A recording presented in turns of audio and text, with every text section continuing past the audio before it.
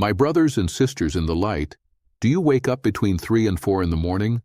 Not occasionally, not once in a while when you are stressed or sick, but regularly.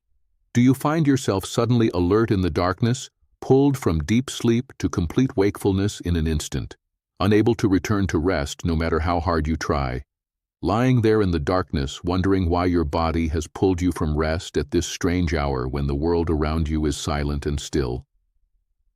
If this happens to you, you are not alone. Millions of people around the world experience this phenomenon. It crosses cultures. It crosses ages. It crosses circumstances. The rich and the poor, the healthy and the sick, the young and the old. People everywhere find themselves awake during this specific window of time, staring at the ceiling, wondering what is wrong with them. Modern science offers explanations. They talk about sleep cycles and cortisol spikes and circadian rhythms and stress hormones. They talk about light pollution and screen time and anxiety disorders. They offer medications to help you sleep through these awakenings. They treat the phenomenon as a problem to be solved, a disorder to be cured, a malfunction of the body to be corrected with pills and supplements. But the Essenes had a different explanation, a very different explanation, an explanation that has been buried in the caves of Qumran for 2,000 years, waiting to be discovered, waiting to be understood, waiting for people like you who experience these awakenings to finally learn what they mean. An explanation that, once you understand it, will transform how you view these midnight awakenings forever. You will never see 3 in the morning the same way again.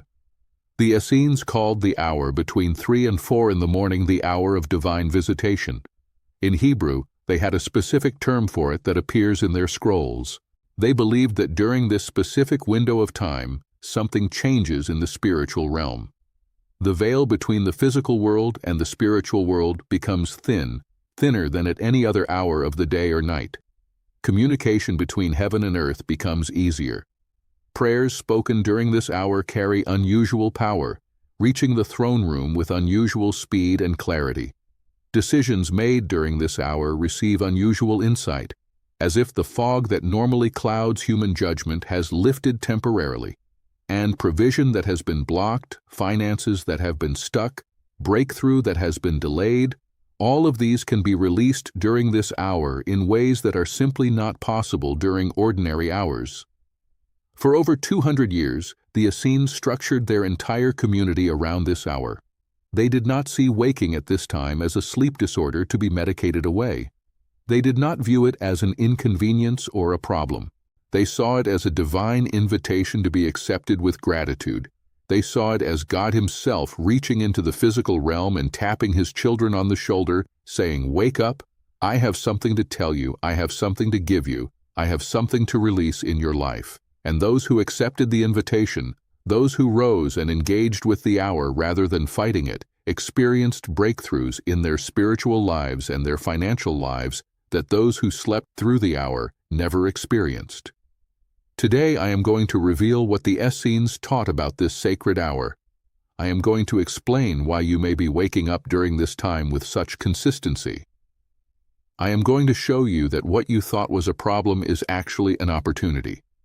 And I am going to teach you exactly what to do when you find yourself awake between 3 and 4 in the morning, step by step, so that you can transform these hours from frustration into breakthrough. Let me begin with what the scrolls say about this hour. The Essenes divided the night into watches. This was a common practice in the ancient world, adopted from military usage. Soldiers would stand guard in shifts throughout the night, each shift called a watch. The Essenes spiritualized this practice. They believed that different hours of the night had different spiritual qualities, just as different hours of the day have different qualities of light. The third watch of the night, which corresponds roughly to our 3 to 6 in the morning, was considered the most spiritually significant. Within this watch, the first hour, from 3 to 4, was considered the peak. The Essenes called it by several names: the hour of divine visitation, the hour of breakthrough, the hour when heaven bends low. Why did they consider this hour so significant? Several reasons are given in their writings. First, this is the hour of deepest darkness before dawn. The sun is still hours from rising. The night is at its most complete. The Essenes understood that spiritual breakthrough often comes at the darkest moment. When circumstances seem most hopeless, when the night seems longest, that is precisely when God moves. The hour before dawn represents this principle in physical form. Second, this is the hour when most of the world sleeps most deeply. Human activity is at its minimum. The noise of daily life is silenced. The busyness that clutters our minds during waking hours has ceased. In this quietness, the still, small voice of God can be heard more clearly. The Essenes believed that God often speaks to individuals during this hour because it is one of the few times when people are quiet enough to listen. Third, this is the hour when demonic activity is believed to reach its peak before being defeated by the coming dawn. The forces of darkness make their final assault before the light returns. Those who are awake during this hour can engage in spiritual warfare at the critical moment. They can pray against the plans of the enemy while others sleep unaware. Fourth, and most relevant to our discussion of provision, this is the hour when financial breakthrough can be released. The Essenes believe that provision exists in the spiritual realm before it manifests in the physical realm. Sometimes that provision is blocked by spiritual forces. Sometimes it is delayed by divine timing. But during the hour of divine visitation, the channels between spiritual abundance and physical manifestation are more open than at any other time. Now let me tell you why you specifically may be waking during this hour. The Essenes taught that not everyone wakes naturally during this hour. Most people sleep through it completely. Those who wake are being summoned. They are being invited into something. God is getting their attention because He has something to say or something to release. If you are experiencing financial difficulty and you find yourself waking between 3 and 4 in the morning, this is not coincidence. This is invitation.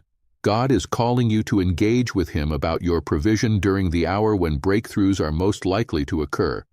He is waking you because He wants to work on your behalf, but He wants you to participate in the process. The Essenes observed that people often begin waking during this hour when they are at a turning point, when provision is about to shift, when breakthrough is near but not yet manifest.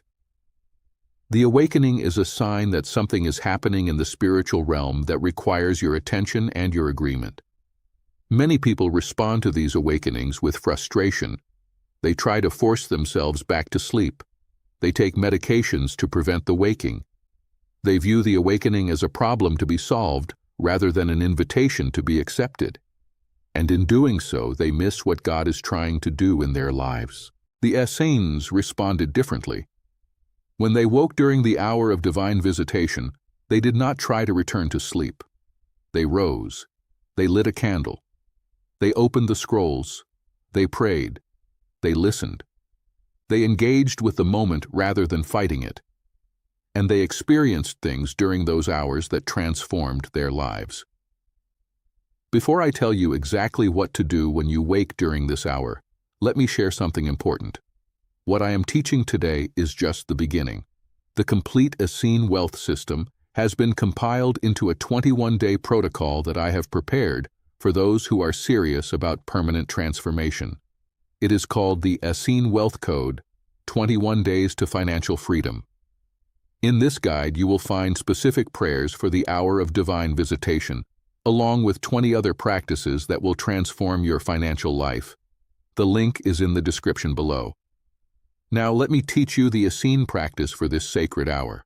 When you wake between 3 and 4 in the morning, the Essenes prescribed a specific sequence of actions. This sequence was followed by every member of the community who was awakened during this hour. It was taught to children and to adults.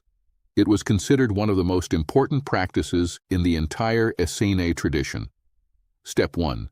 Acknowledge the awakening as divine invitation. Before you do anything else, before you even fully open your eyes, speak these words. I receive this awakening as invitation. I am awake because you have called me.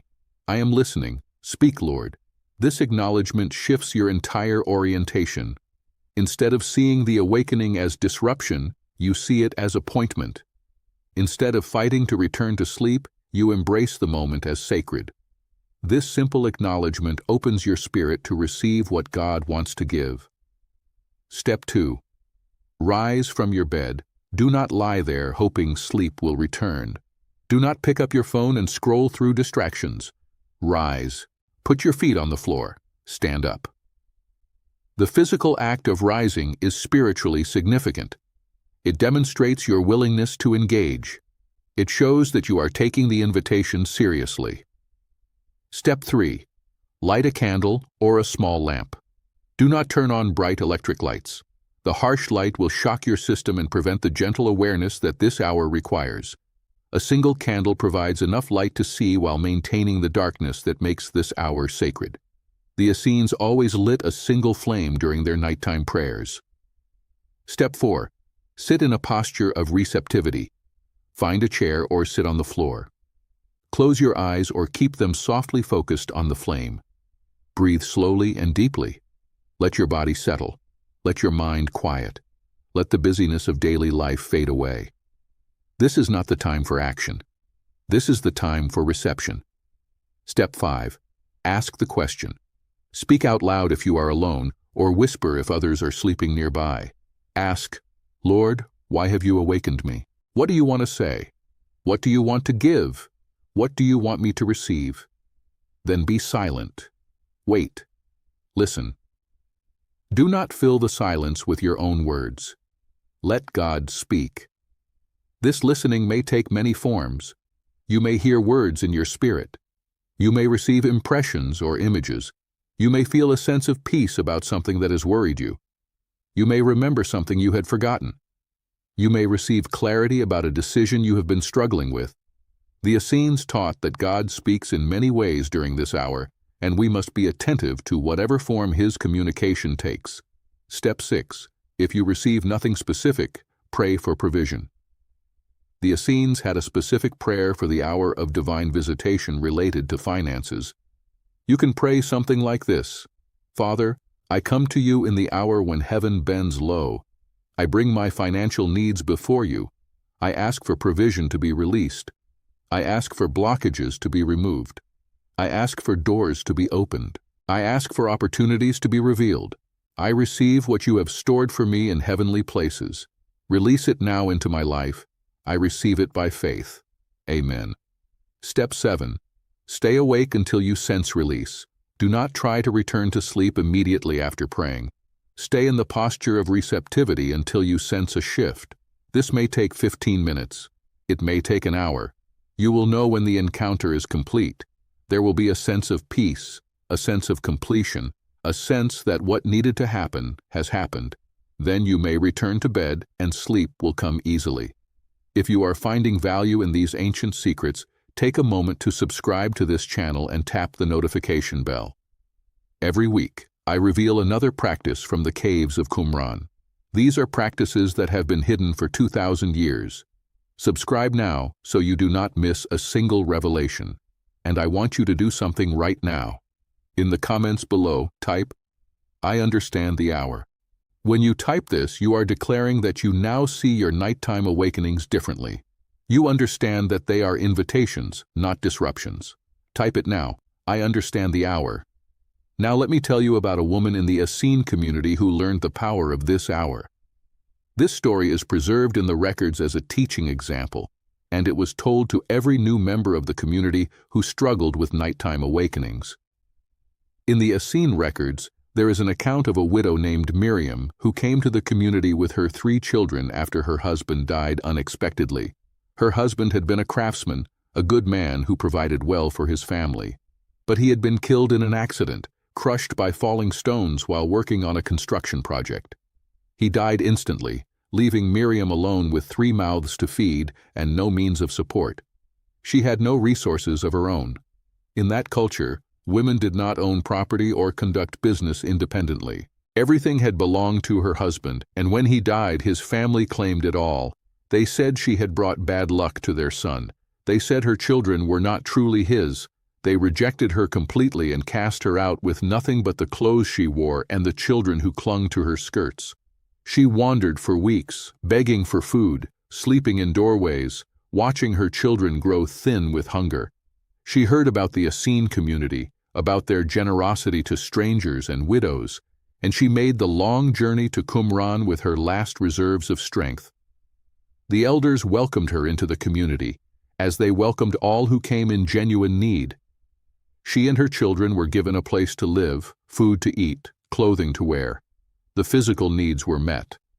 But Miriam was not at peace. She was consumed with worry about her children's future. The Essene community had saved them for now, but what about later? Who would teach her sons a trade? Who would arrange marriages for them? Who would provide dowries for her daughter? How would they survive in a world that had shown them such cruelty? She lay awake many nights, paralyzed by fear, running through scenarios of disaster in her mind. Then she noticed something. She was waking almost every night between 3 and 4 in the morning. At first she thought it was just anxiety interrupting her sleep. The worries that circled during the day became monsters in the night. She would lie in the darkness, staring at nothing, counting her fears like coins, tallying everything that could go wrong, waiting for dawn to come and release her from the prison of her thoughts. One of the elder women of the community, a widow herself who had lived in Qumran for 30 years, noticed Miriam's exhausted appearance. Dark circles under her eyes, trembling hands, a haunted look that never fully left her face. The elder woman asked about her sleep. When Miriam described the nighttime awakenings, confessing them with shame as if they were evidence of her weakness, the elder woman smiled. A knowing smile. A smile that said, "I understand exactly what you are experiencing, and you have no idea what gift you are being given." She took Miriam aside and taught her about the Hour of Divine Visitation. She explained that God was summoning Miriam during this hour, not to torment her with worry, not to punish her for some hidden sin, not to remind her of everything she had lost. He was calling her into something beautiful. He was inviting her into provision. The anxiety that filled those hours was not the true purpose of the awakening. The anxiety was the enemy's counterfeit, his attempt to corrupt what God intended for good. The true purpose of the awakening was divine encounter, divine provision, divine breakthrough. Miriam was skeptical. She had prayed so many prayers since her husband's death. None of them seemed to be answered. Why would prayers at 3 in the morning be any different than prayers at any other time? The elder woman explained the spiritual dynamics of this hour. She explained that the veil is thin. She explained that God chooses this hour to speak because the world is quiet enough to hear. She explained that many people receive breakthrough during this hour that they would miss during the noisy day. Miriam decided to try. What did she have to lose? She was already awake. She was already miserable. The worst that could happen was that nothing would change. The next time she woke at 3 in the morning, instead of lying in fear, she did what the elder woman had taught her. She acknowledged the awakening as invitation instead of fighting it as intrusion. She spoke the words, "I receive this awakening. I am listening." She rose from her bed instead of lying paralyzed. She lit a small candle instead of staring into darkness. She sat in receptivity instead of pacing with worry. She asked the question and listened for answers instead of rehearsing her fears. She prayed for provision with faith instead of begging from desperation. She stayed awake until she sensed release instead of forcing sleep that would not come. The change was immediate. Not in her circumstances, not at first, but in her experience of those nighttime hours. The fear that had filled them lifted like fog in morning sun. Peace replaced it, a peace she could not explain. She began to sense God's presence during those hours in ways she had never experienced during the day when she was busy and distracted.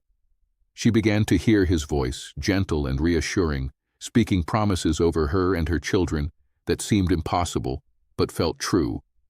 Within 3 months, her circumstances began to change as well. The changes came gradually, then suddenly.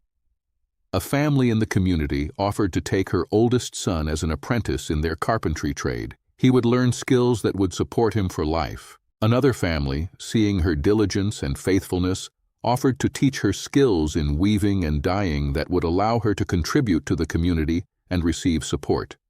A third family, moved by the situation of her daughter, offered to begin planning for the girl's future marriage when she came of age. Opportunities appeared that Miriam had not sought and could not have engineered. Provision came from directions she had not expected. It was as if the prayers she had prayed during the hour of divine visitation had released something in the heavenly realm that now manifested in the earthly realm. Miriam later said that the hour of divine visitation had saved her life. Not just physically, though provision did come, spiritually and emotionally. The hours that had been filled with terror became the hours she treasured most of all. She would wake with anticipation rather than dread. She knew that something good was waiting for her in the darkness. She knew that God had been calling her all along, and she had finally learned to answer His call. Let me speak directly to you now.